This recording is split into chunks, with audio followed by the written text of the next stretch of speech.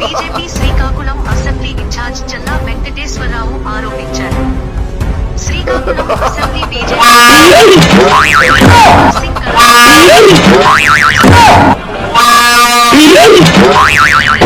Hostel భవనం, canteen, toilets చేసి ఇతర మౌలిక సదుపాయాల కల్పన చేస్తే కళాశాల ప్రారంభమయ్యే అవకాశం ఉందని చల్లా వెంకటేశ్వరరావు తెలిపారు. వెంటనే నిధులు విడుదల చేసి ప్రారంభించేలా చర్యలు తీసుకోవాలని ప్రభుత్వాన్ని కోరారు. శ్రీకాకుళం అసెంబ్లీ నియోజకవర్గానికి ప్రాతినిధ్యం వహిస్తున్న ప్రజాప్రతినిధులు ఈ విషయాన్ని కృషి చేయాలని కోరారు. నర్సింగ్ కళాశాల భవన నిర్మాణాలను పరిశీలించిన వారిలో చల్లా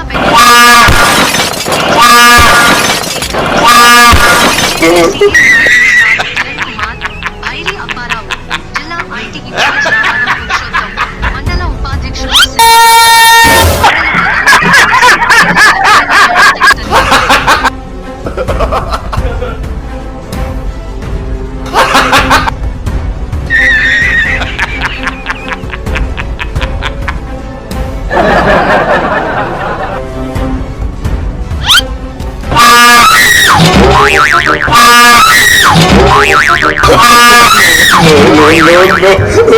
no.